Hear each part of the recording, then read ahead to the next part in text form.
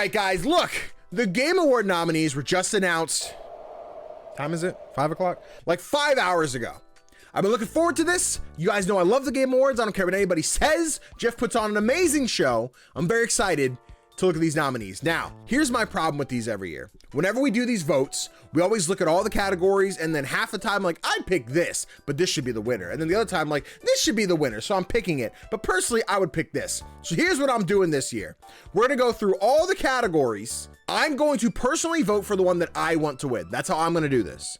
But then I will verbally say, even if I pick this one, I think this one will win. Or I pick this one and I think it'll win. Or all these games are dumb, none of them should win. This is a stupid award show, which is not true. And I probably won't say that, but just be ready because I might, you never know. If you're watching us on YouTube, let me know in the comments what you think. But you in Twitch chat, let me know what you're thinking as we go through which one you think, why it should be nominated or win, blah, blah, blah, blah, blah. You guys ready? Game Awards should be great. Jeff Keighley, cool. Look at all these stinking categories. I gotta fix my camera. Okay, so I'm glad they put all the esports at the end. This is always the one that I'm just like I'm not informed enough on these, especially since like Overwatch League, I really stopped watching and it stopped getting nominated for anything. So like, I got nothing, but we're gonna start here. Best esports event. So League Worlds, Blast TV, Evo, International Dota 2 Championships, and Valorant Championships. I have to sign in, son of a. And we're back, team, we're back. Okay. I don't watch a lot of Valorant, like competitive. Usually, if anything, it's like the TikToks where it's like VTubers being really horny with one another. Like that's kind of baller, but I gotta go with Worlds for this one. I'm gonna try and make the esports ones quick because again, no leg to stand on. Esports coach. I don't know any of these dudes. Christine Potter Chai, I believe Chi. Might be Chi, I apologize. Eva Genius is Valorant. She just looks really happy to be after holding that trophy. Like she's like, oh my God, we won the League of Oh, sorry, that was Valorant. I'm voting for her. Esports team. This is usually where I click Cloud9 and they're not here. And I think the other one I know is Fnatic. So there you go, Burb. We got a Valorant vote. All right, esports athlete. I know one of these guys and it's Faker. So I'm gonna vote for Fake. Esports game. So chat, let me tell you one thing that I'm honestly a little baffled about. That PUBG Mobile's on here, but neither Overwatch or Call of Duty are on here, or League of Legends. No, sorry, League's right in the middle. I'm just blind. But haven't watched much of them, but I'm not gonna give everything to League. So I'm actually gonna give this one to Valorant because I think Valorant's pretty dope. Okay, on to some categories that people know about. Oh, I'm sorry, that was mean. Content creator of the year, Iron Mouse, People Make Games, Quackity, Spreen, and Cypher PK. I'm not familiar. Let me see. People Make Games. That sounds like something that's up my alley. Hold on. What do we have here? What's the spielio here? The game industry must not stay silent on Palestine. You risk life and limb, sort of, to deliver this message. Huh. I'm interested in this. Immediately, I'm not like super drawn to like the thumbnails, but like the fact is People Make Games, I'm so interested. But I will say I've watched plenty of Cypher BK this year, so I got to give it to Cypher. Most anticipated game. So chat. Some of you guys may have seen it. This afternoon, I went live on TikTok for like 10 minutes to watch the announcements live. They went Final Fantasy VII Rebirth. I'm like, okay, that's cool. Then they went Hades 2. I'm like, Hades 2. Everything else was like Hades 2, Hades 2. Hades 2. So we're voting for Hades 2. Best adaptation. So this is one of the new ones they added last year, where basically what's the best video game, movie, TV show, whatever that came out this year. So it's Castlevania Nocturne, Gran Turismo, The Last of Us, Super Mario Bros, and Twisted Metal. I've also not been saying this is where we start. What I'm picking, what I think will win. I think Twisted Metal is really fun, but I don't think that's gonna win. I heard Gran Turismo is pretty good, but I haven't seen it. I haven't watched Castlevania Nocturne yet. I haven't watched Castlevania proper yet. I think I've only seen the first season. So I really think it's down to Last of Us and Super Mario Bros. If I'm being totally honest, I know I saw medical. It's got to be Mario. Listen, I'm voting for, and I think it's Last of Us. I think Last of Us has this locked. And like, I don't know how many people have played or watched Last of Us or have no idea what it is, and or like they haven't seen the show. The show's great. I had no complaints about the show. I loved everything. Any changes they made felt like meaningful. I really enjoyed The Last of Us. I hope it wins. I go Twisted Metal, but that's because it's the only one I've seen. Okay. Twisted Metal was really fun. We still have like 2 episodes, and honestly, I blame Chris because Chris is the one with the peacock. So if we're gonna watch it, Chris has to put it on. Chris, we gonna finish Twisted Metal or not? All right, best multiplayer game. Guys, I've already said it. You've already heard me, but let's humor this category, shall we? Best multiplayer game: Baldur's Gate 3, Diablo 4, Party Animals, Street Fighter 6, and Super Mario Wonder. I've already said it. I was not very impressed with Super Mario Wonder. Nothing bad about it. I guess as someone who's not super like Mario, like Mario isn't like my game, is not my series. I'll play them, but I'm not like infatuated with them. It just, you know, it was more platforming. And like, I know some people are gonna like shish-fry me like, Danny, how could you say such a thing? You're such a... Whatever, fun game. Another category for it. Street Fighter, also not my thing. Diablo, not my thing. I love Baldur's Gate. I love Baldur's Gate. But that's gonna win like 14 other categories. So multiplayer, it's Party Animals, guys. You've seen how much fun we have with Party Animals this year. Easy. And you, chat, you already said, you're like, Party Animals. What about my mama, T? I literally said hi to you. What do you mean your mama? I'm fucking talking about fucking... She runs in here and she's like, but I'm so nice to you. Yeah, so nice to me. This is what you fucking did, T. You come in here, you start throwing shade, your mama. Best sports racing game. This is always the weird category because I couldn't give a fuck. I couldn't give a fuck. I really couldn't. I don't play any of these. EA Sports FC 24, which is just, so if anyone doesn't know, the FIFA license, whatever, this, that, and the other, it's changed. So it's not, FIFA is now Football Club. That's FIFA. F1 23, Forza Motorsports, Hot Wheels Unleashed 2 Turbocharged, and the Crew Motorfest. I know words. So I think Football Club / FIFA is the one that wins this year. I think it's gonna win. Personally, because I like the underdog and the weird picks, which is usually where I go Mario Kart or Ollie Ollie World or something like that. Yeah, I'm going with Hot Wheels Unleashed. I'm going with Hot Wheels Unleashed for this one, but I think FIFA takes it. Or sorry, Football Club, FC, whatever. What's up, fucker? Did I read Twitter right? Is Danny in the running for Content Creator of the Year? Chat.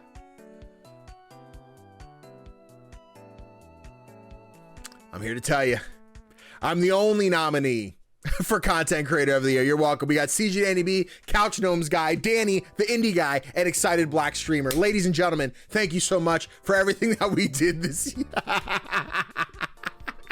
Please go like and retweet that. So next year, we're actually nominated. But next up, Best Sim Strategy Game. I'm going to be straight up. I was a little pissed that Wargroove 2 wasn't on here. I think Wargroove 2 got shafted, and I'm sorry, no offense to City Skylines, but Wargroove should have been on here. I digress. Also, sorry, let me switch that. Sorry, City Skylines, you can stay. Company Heroes, I don't know what you are. I don't care about you like that. That sounds really harsh. I apologize. But Wargroove 2 should have been in here. Best Sim Strategy, we have Advanced Wars 1+2 Reboot Camp, City Skylines 2, City of Companies.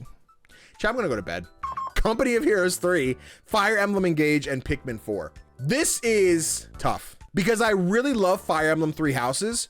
Fire Emblem Engage did not hit the same. I didn't fall in love with that one. I love the characters. I liked the gameplay still, but like, I feel like what happened with 3 Houses where I got to pick my characters and play that way, I didn't get that with Engage. I kind of was just throwing different characters and I felt less invested. So I'd like to go back and play more, but there's so many other things, debatable. I personally am going to pick Pikmin 4. I think, it's so weird to call Pikmin 4 a strategy sim game. Like, I guess, but I'm picking Pikmin 4. I think Advance Wars wins. I think Advance Wars wins this. Best family game. We have Disney Illusion Island, Party Animals, Pikmin 4, Sonic Superstars, and Super Mario Bros. Wonder. So this is always the weird category because I feel like this is where they just put all the Nintendo games. And I mean, we have 2 of them, Pikmin and Super Mario Bros. Sonic, I didn't play Sonic. I heard okay things. It was all right. I'm always hesitant when they're like, just put a multiplayer game and family games. I don't know how many families are out there playing Party Animals, like, you know, together on the couch or whatever. I heard great things about Disney Illusion Island because it's kind of like baby's first Metroidvania, where it's like, there's no real combat. It's all, I guess, like rhythm platforming, almost like the Rayman levels in like Rayman Legends and Origins. But it looked really cute. I like the art style. I like that it's Disney. I think kids really got into it. If they liked it, they're like, cool, let me try another type of Metroidvania. So I think Disney Illusion Island could win it. I think just on popularity, it's going to go to Mario. I think Mario takes this. Again, I'm between Pikmin and Party Animals. Because again, I think Pikmin's a great family game. I think I could see like kids sitting with mom and dad. I don't see Party Animals like that. Even though I'm sure they're out there, but I think that's more of like online goofing with your friends. I'll vote Pikmin on that one. Pikmin, but I think Mario takes it. Best fighting game. So this was really interesting because I don't think it's what I thought it was going to be as far as all the category or the nominees. So best fighting games between God of Rock, Mortal Kombat 1, Nickelodeon All-Star Brawl 2, that's a mouthful, Pocket Bravery, and Street Fighter 6. So I've seen Pocket Bravery, but I've never played it. So like, I don't know anything about it. I mean, granted, I've not played any of these games. I have not got my hands on any of them. I think God of Rock, which I own, it's still in the wrapper. That's a cool looking game. It's like a rhythm-based fighting game where it's like you play Guitar Hero type deal and then you do damage to each other the better you do. Again, I haven't played it, so I don't know all the ins and outs, but it looks really cool. I kind of want to vote for that one because it's the most unique. I think this is an easy between Mortal Kombat and Street Fighter 6 for the winner. I think with recency, how much sooner it was, I think Mortal Kombat takes it. So again, I'm voting for God of Rock. I think it's a cool one. I think Mortal Kombat gets the win. Best RPG. All right, chat, listen. This is the part of the show where I'm assuming Baldur's Gate just wins everything. If y'all have seen the Golden Joystick Awards and how many awards Baldur's Gate got, I think the Game Awards about to have the same deal. But nominees: Baldur's Gate 3, Final Fantasy 16, Lies of P, Sea of Stars, and Starfield. Now, because it's not nominated nearly enough, my vote has to go to Sea of Stars. But I think this one goes to Baldur's Gate, which is so unfortunate. Not unfortunate. Baldur's Gate, deservedly so. Deservedly so. I'm voting for Sea of Stars, but Baldur's Gate's gonna win. Also, really funny, like I think that's one of like the only categories Starfield's nominated in. Like, not a lot of nominees for Starfield. Pretty crazy. Best action adventure game. We have Alan Wake 2, Marvel Spider-Man 2, Resident Evil 4, Star Wars Jedi Survivor, and Legend of Zelda Tears of the Kingdom. This one's interesting, right? Because I feel like Jedi Survivor, like I love that game, but it's so in the past. Like I feel like that was years ago, knowing that it was in like January, February. Someone remembers the date.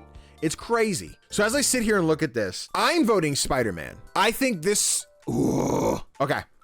We're in another spot this year where I think there's a lot of games. Yo, Mo's popping, dude. You did not miss Best Indie yet. Not yet. No, that, chat, that's going to tear me apart. That's going to ruin me internally, but we'll get there. This is the one where I'd want to see Alan Wake or Spider-Man get the flowers because I don't think they're going to get like anything. I think this whole year is between Zelda, Baldur's Gate, and if they're not nominated, that's where something has a chance. Otherwise, it's not winning, which is so unfortunate, but also really cool for those games. I'm voting Spider-Man. I think this is going to Zelda, unfortunately sounds so mean. Like, Zelda's great. Like, Zelda was really good. I never finished it. I would like to at some point, but yeah, Spider-Man, but I think Zelda gets it. It's probably the most popular as far as like franchises go, and it's I say the most recent. Alan Wake was newer. Alan Wake's like niche enough that I think a lot of people haven't played it, but people who have played it love it. I know Connor's going to stream it soon. He's still on his Risk of Rain like grind, but I think Alan Wake 2 looks really cool. Best action game, which is always weird because there's action than action adventure. So, you know, what's really different? The differentiator? Whatever. So best action game, Armored Core 6, Fires of Rubicon, Dead Island 2, Ghost Runner 2, Hi-Fi Rush, and Remnant 2. This is another category where I think it's the only one Dead Island's nominated. I think it's the only one Ghost Runner's nominated.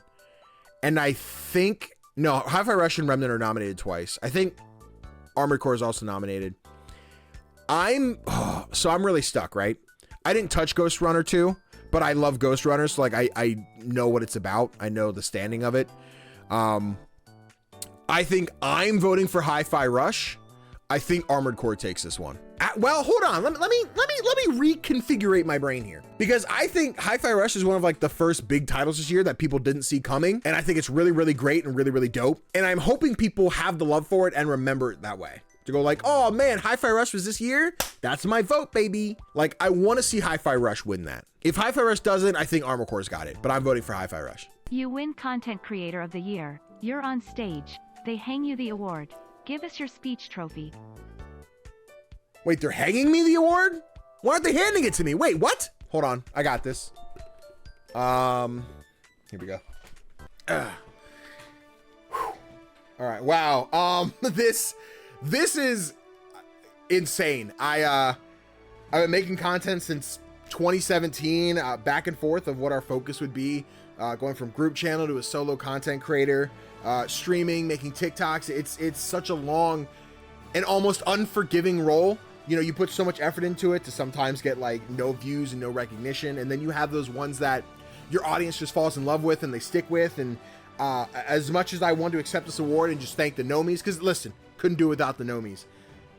I also couldn't do what I'm doing without the developers making all these amazing games. And I know this year's there's been this conflict between independent and indie and what's indie and what's not. Listen, Dave, I know you're the problem. We'll talk about you in a little bit. But I couldn't have the platform that I have without all these amazing developers, AAA, indie, AA, whatever the case is. So thank you so much for everything that you do for this industry. Content creators like us couldn't exist if it wasn't for the developers. So please give them a round of applause. Thank you. Thank you, developers. YouTube.com/CGDannyB. Thanks. How was that? You like that one? Genuinely, I've kind of like mentally made my content creator of the year like script in my head.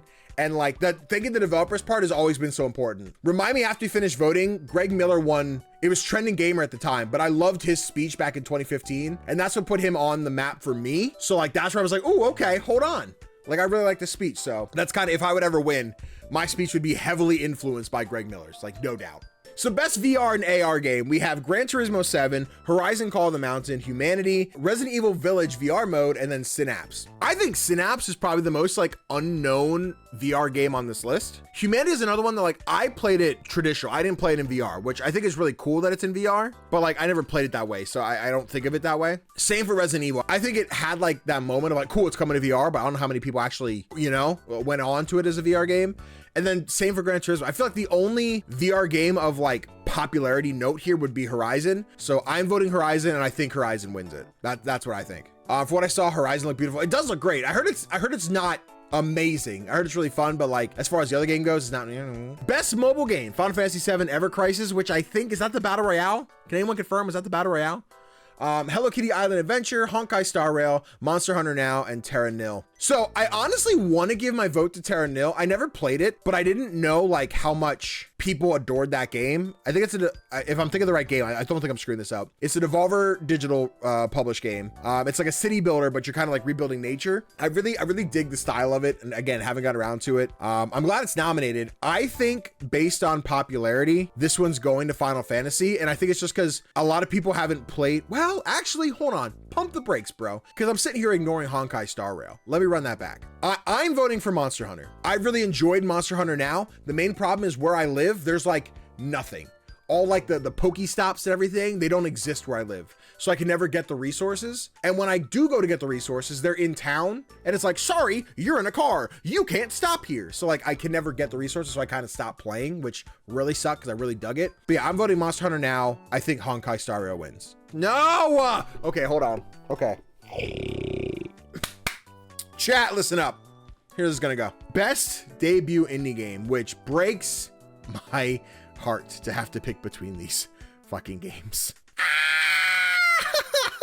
The nominees are Cocoon, Dredge, Pizza Tower, Venba, and Viewfinder. Okay. Let me preface. I like Pizza Tower. I think it's a cool game. It wasn't quite my thing. Like I didn't love it like the rest of the world did. I did enjoy it. So I don't think I'm voting for Pizza Tower. However, I do think of these five, it might be the most like memeable and well-known. So for anyone who would pop in and be like, I don't really know indie games, but I know Pizza Tower, I think this could get that. That being said, the Game Awards is heavily skewed towards like the media outlets. So it's always usually their votes count more than just like the general public. So I think Pizza Tower could take this, but if it's for the outlets, I think Dredge has a chance. Oh, but Cocoon's so good. I don't know what to do. God, and this is just debut. This isn't even like, oh, fuck. God damn it. Okay. Chat, I'm broken. I don't know what to do. Dredge, only one who's ever put up a chance is Venba. Not Trueburb. And like, I know we didn't stream it. I played through it. Cocoon is fucking fantastic. Cocoon is incredible. Cocoon is so cool. So Cocoon is like a top-down like puzzle game. You play this little like moth dude, and you get these like crystal balls that you have to run around. And when you put them on a pedestal, you can like dive into it, and there's another multiverse inside of it. It's also on Game Pass, so please go try it. Because I think once you play, you'll be like, holy fuck, what was I talking about? Cocoon is so cool. And then what you'll do is when you take that crystal ball, you'll jump back out, take it again into another crystal ball, then take that crystal ball into the first one. And you have like multiple layers of universes that you then have to like do puzzles throughout. And it's super cool. Cocoon is so awesome. I'm honestly struggling because I love Venba, I love Viewfinder. I love both these games. Cocoon and Dredge are the two that like I don't know which one to pick, and I'm spending so long on this topic I don't know what to do. I think I have to. This is heartbreaking. This is so heartbreaking. Okay. I'm gonna vote Dredge. I'm voting Dredge. I think Pizza Tower could win this, but I also think Dredge could win. But my vote's for Dredge.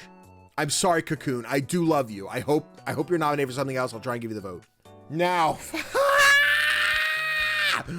best independent game. Cocoon, Dave the Diver, Dredge, Sea of Stars, and Viewfinder. Now, for anyone who hasn't been on Twitter today, it's been all over the place about like, should Dave the Diver be nominated?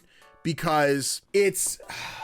Indie is such a weird topic, right? Indie game is so weird because, so they use independent game, which implies like, hey, a game that's made independently outside the regular publishing system. Dave the Diver is published by Nexon, which not an unknown property, but like kind of a big deal. Like they publish, I think, Maple Story. I don't know anything else they published. Like I've seen them. I have no idea what those games are. I'm not familiar. This category broke me. When they were nominating, dude, they were showing the nominees. I was broken. Favorite on that list, but I heard Space for the Unbound is really good. Cocoon. Also, McFly, thank you so much for the likes. I appreciate you. Ooh. Oh, no. It's got all of my babies. All of my babies are in there. I don't know what to pick.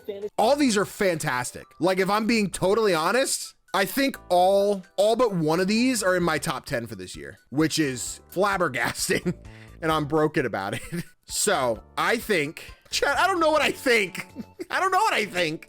Yes, all but one, Medic. You'll find out when that video comes out at the end of the year. I said I would vote for Cocoon if it was nominated, but it's Sea of Stars. It's Sea of Stars. How could I not pick? Okay, I'm picking Sea of Stars, but I think, honestly, this is another one where like anyone could take it. I could see it being the same reason Dredge in the last one. Also, like Dave the Diver has that now. So I think Dave the Diver could also take it. I'll go based on popularity and a lot of people not knowing like indie versus like which blah, blah, blah, blah, blah. I think Dave could win this. I'm voting Sea of Stars. I'm going to say Dave the Diver wins. This is hard. This is brutal. Hey, post edit Danny here. Just edited that part about Dave the Diver winning, and the internet got more crazy since recording this. So I'm gonna rescind that, and I'm gonna go with Cocoon instead. Let's say Cocoon is the one I expect to win. Okay, cool. Best community support: Baldur's Gate 3, Cyberpunk 2077, Destiny 2, Final Fantasy 14, and No Man's Sky. If I'm being totally honest, I feel like I've seen nothing but negativity about Destiny this year. Like I feel like everyone, and maybe that's just the Destiny fan base, they're always complaining about Destiny. But I also don't think I've seen anything about No Man's Sky this year. If I have, I totally forgot it existed.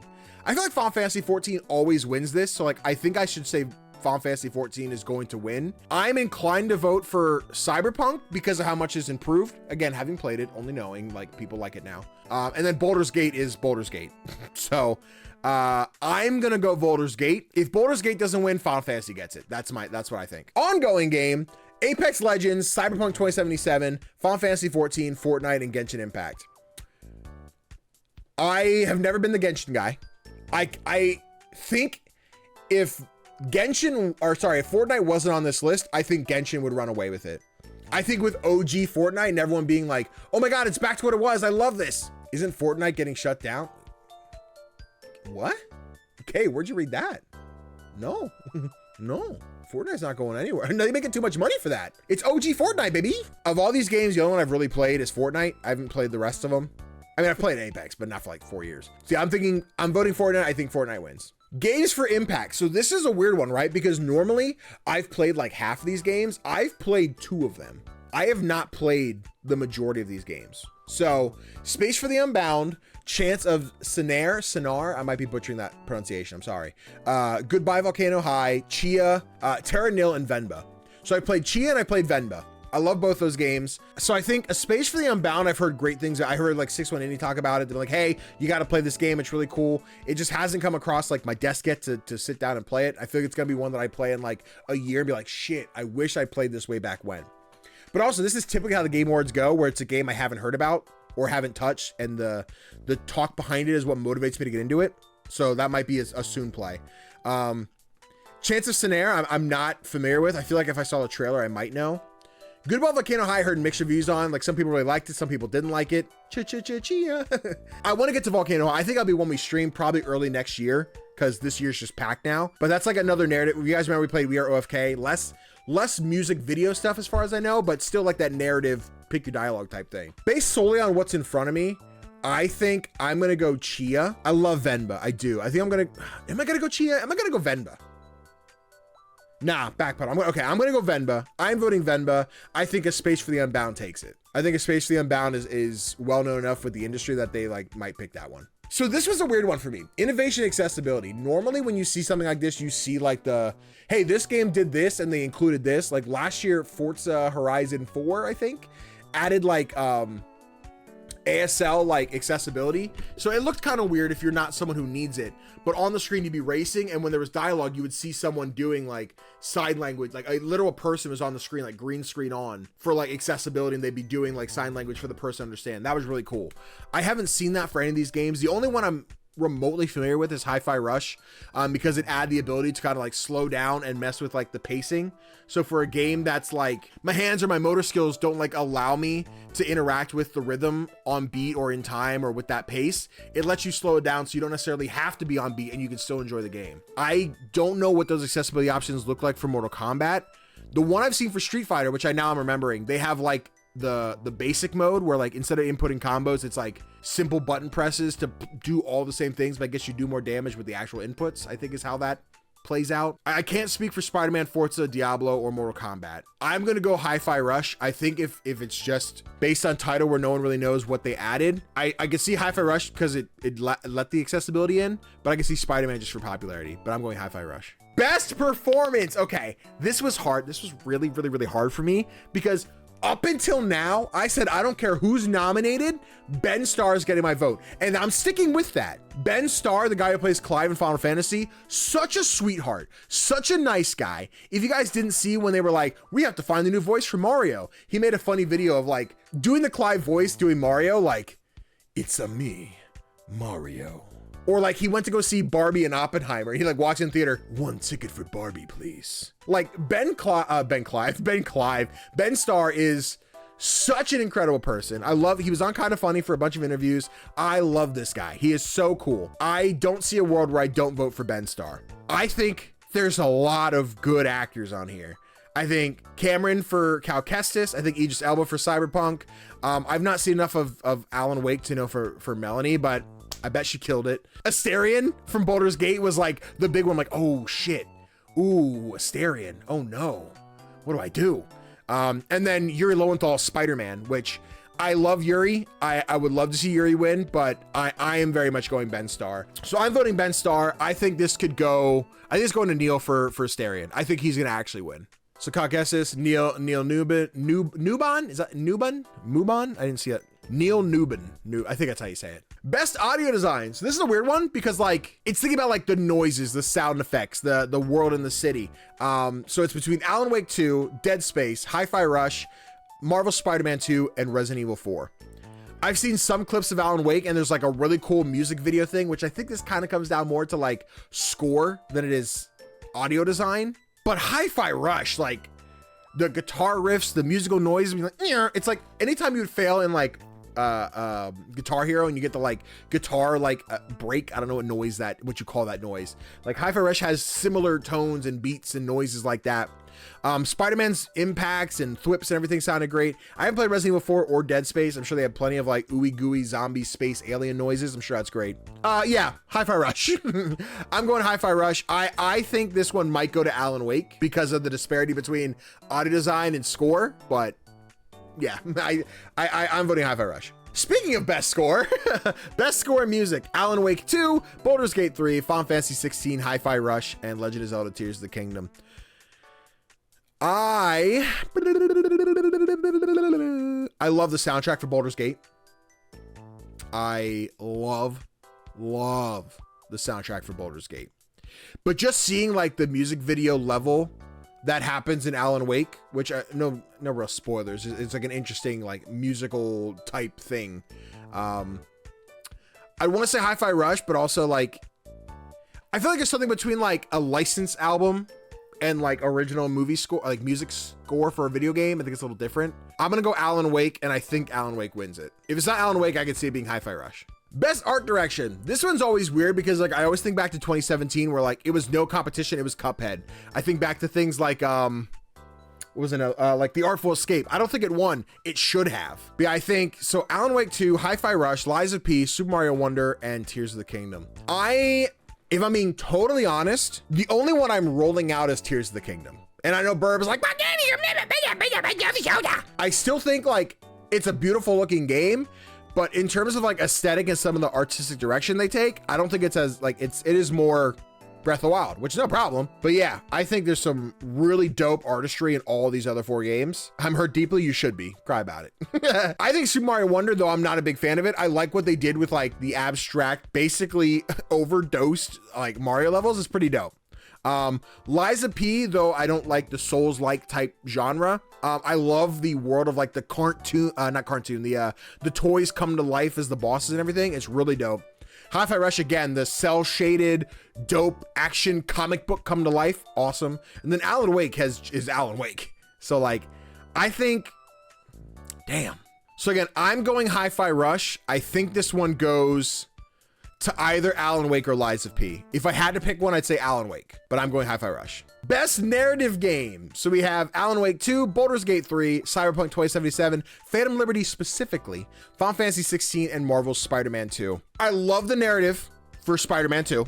I've enjoyed what I've played of Final Fantasy 16, and like all this conversation makes me want to go and play it again, but I have reviews to make, so I can't do that right now. I haven't played Phantom Liberty, and I haven't played Alan Wake yet or watched it or anything. But it's guys, yeah, it's Baldur's Gate. It's the insane amount, even taking the side narrative, like or the main narrative to the side, all the side quests, the different things you run into. You know how many times I've gone, I'm like, I think this is the main quest. Oh, it's not, because this and this and this, and I'm finding this and I'm talking to this, and oh my God, this character's, I got this guy on my team now. Yeah, Baldur's Gate. I'm picking Baldur's Gate. I think Baldur's Gate wins. There is so much story. All right, we're getting close to the end. Best game direction. Alan Wake 2, Baldur's Gate 3, Marvel Spider-Man, Super Mario Wonder, and Tears of the Kingdom. So this one always, it trumps me. Let me read it. So best game direction awarded for outstanding creative vision and innovation in game direction and design. The thing that stands out to me the most in that sentence is innovation. And when I look at innovation, I immediately roll out Spider-Man to the right. Spider-Man, Mario, and Zelda, I'm immediately like, nah, sorry. Like I enjoyed those games, but I as far as best game direction and innovation, I immediately knock out all 3 of them. Fuck. So I'm between Alan Wake and Baldur's Gate, and this is the hard part. Where's Final Fantasy 16? Honestly, can I? Shafted more than it should be. See, you say Alan Wake, no contest, and I think I agree. And I think the thing with Alan Wake is the mystery behind it, having not played it or watched it. I think Alan Wake wins this. And I think one of the things of people not knowing or reading about like, oh cool, this is what Baldur's Gate did, and just picking it because it's the bigger game, I think Baldur's Gate could win in that respect. But if like literally we're thinking like people are paying attention, it's game direction, innovation, etc., I think Alan Wake 2 does some trippy ass things. So I'm voting for Alan Wake. I think Alan Wake wins, but I wouldn't be upset if Baldur's Gate did. I'm like, honest to God, like, and it sounds like I'm throwing shade, and I'm like not. I feel like Tears of the Kingdom had like its beat, and it did really well, and people liked it. But I feel like I haven't voted for it once, and I don't know that I will. And that's like kind of bizarre to say. Okay, ladies and gentlemen, boys and girls. We're there. We're here. We are ready to kertussle. This is Game of the Year. Recognizing a game that delivers the absolute best experience across all creative and technical fields. We've got Alan Wake 2, Baldur's Gate 3, Marvel Spider-Man 2, Resident Evil 4, Super Mario Bros. Wonder, and Legend of Zelda Tears of the Kingdom. The first thing I said when I saw these nominations is, why is Resident Evil here and not Final Fantasy? That was the first thing I said. I immediately, and I hate it because I feel like there's the argument of like, remakes shouldn't be nominated.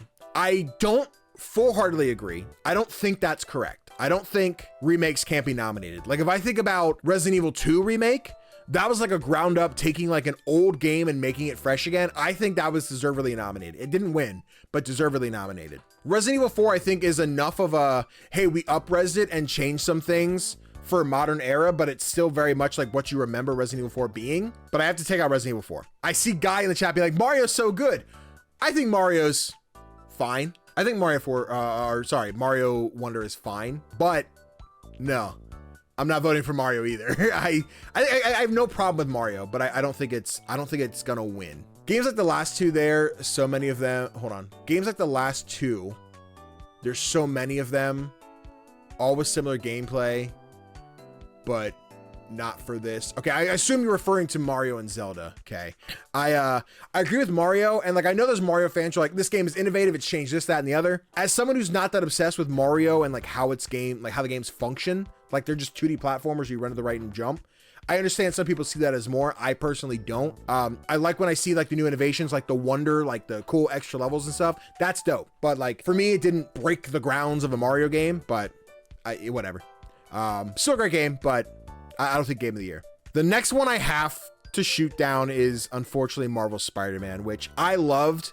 I think for me personally, if I was making a top 10 of AAA games this year, I would say Spider-Man is probably my number one. Have you ever played 10 AAA games this year? Actually, if I have to think about it, I might not have. I think Spider-Man is incredible. I think if you like Spider-Man 2018 and you play Spider-Man 2, you're getting more of that great gameplay, more cool narrative for our characters we like, but I don't think it's winning as much as I want it to. I don't think it is. So that leaves us with Alan Wake, Baldur's Gate, and Zelda. I want the underdog of Alan Wake to come out and win this. I want the underdog of Alan Wake to come out and win this because I think it came out very recently. I think it's obscure enough where not a lot of people have played it, but I think the people who have played it would be like, holy crap, Alan Wake 2 is so great. I've heard nothing but good things about Alan Wake 2, but I don't think it's winning, which sucks to say. So we're between Baldur's Gate 3 and Tears of the Kingdom. Throw Tears of the Kingdom out of here. Okay, don't you hurt me with those words. So here's where I'm at. If Jeff Keighley said, Danny, you're picking game of the year, which is it? It's Baldur's Gate. It's not even a contest. I enjoyed what I played at Tears of the Kingdom. I made a tweet like earlier this month, I think, where I was like, this is a year where I just don't finish Nintendo games. I didn't finish Pikmin. I didn't finish Mario. I didn't finish Tears of the Kingdom. I played a good chunk of them, didn't finish them. I want to find the same love that everyone else does in Tears of the Kingdom, but I think something I overlooked in Breath of the Wild that I didn't overlook in Tears of the Kingdom was like the chore of it all. Where like one of the major things is like I beat the first temple. I went to the second one. It's like, cool. Now you need the armor. You know, like you need the armor to get in here. I'm like, cool. Let me go get the armor. Let me get the armor. Oh, cool. I need 4,000 times as many rupees as I have. How do I get rupees? Good luck. Go find them or do the glitches. And every time I see a glitch, they patched it out. So the whole thing, like, it feels like it was intended to be grindy and whiny and things that I didn't like, that I wanted to just explore this world and find things, but everything I wanted to go find was tethered behind me having the rupees to buy the armor to explore I wanted to go. And like, that's not a huge complaint, but also it kind of is. Like, I didn't have a great time with Tears of the Kingdom. I say that in the way of like, I still want to go finish it. I still want to see that game through to the end. But the new building mechanics, like you guys remember us on stream trying to build a bridge out of logs that eventually just despawned. And we spent like 30, 40 minutes doing that to then cry about it. And then we just went around the back and flew up. Yeah. I think there's a lot of fun to be had in it, but I also think there's a lot of like chores that I didn't enjoy. But I say that in the way that Baldur's Gate also has a lot of like side stuff that you don't necessarily have to do. But if you don't play D&D or you don't know like that computer RPG type of gameplay, it can also be a chore, that turn-based combat. I personally had no quarrel with that. I really enjoyed Baldur's Gate through and through. A few bugs here when I was like, cool, my computer can barely run this game, but that didn't stop me. I mean, what stopped me is how fucking long it is, but I'm not so much on the edge of what I'm gonna pick as much as wondering what the industry picked. Did enough people love Zelda more than Baldur's Gate for it to win? That's kind of where I'm at. If Tears of the Kingdom was more of its own thing and less of a Breath of the Wild DLC, I would say give it a shot. Tears of the Kingdom should be T-O-T-K. Okay. It's when I read Tears, I'd say T-O-T-K should be T-O-T-K-O'd. I get the joke, man. I guess I get what you're saying. It's hard to read out loud, but it hits. Please finish Tears of the Kingdom. Listen, I plan to someday. But like right now, I've got 7 other games that I'm far more invested in that I'd much rather play than Tears of the Kingdom. I actually sent one of the Koroks up in space, the rocket. We've already been doing this for like an hour. Let's wrap this up. I think I'm voting for, and the winner of Game of the Year will be Baldur's Gate 3. I think this game did awesome. I think it's so much fun. I think it came out of nowhere. We played it in early access. When it finally came out in full release, everybody was talking about it. Like all of a sudden, people who hadn't even heard of haven't heard of, but never touched D&D were super invested in this game. They fell in love with the characters, building their own character, making these monstrosities and everything. It's dope. It's cool. Baldur's Gate 3, let's get it. Tell me voted for Ben Starr. Ooh, guys. Should I tell him? Should I tell him? Sorry, Kanai. We voted for Asterion. My bad. No, we voted for Ben Starr. We voted for Ben Starr. But ladies and gentlemen, boys and girls, those are our Game of the Year nominees. That was a lot. I need to drink some water. Those of you watching this on YouTube, it's going to be edited down a lot. If you're on Twitch, please go pull up that video and hit that thumbs up. It should be up hopefully in the next couple days. I hope you'll watch that. But yeah. I'm very excited for the Game Awards. We will be reacting to them live here on twitch.tv/CGDannyB. December 7th, I think. What time does it start? I gotta find when the show is. I forget what time. It's not listed online. That's not good. Well, December 7th on Twitch. I'm sure I'll have a time when we get there, so that should be great. But yeah, let me know what you guys voted for in the comments. Which of these you're like, Danny, that's crazy. Why would you pick this over this? Danny, how could you hate Just the Kingdom like that? It's such an amazing game. But anyway, thank you guys so much for watching. Chat, we're getting ready to jump into Karmazoo in a little bit, so thank you guys for being here. Let's keep having a good time. Like, comment, subscribe. Suckers.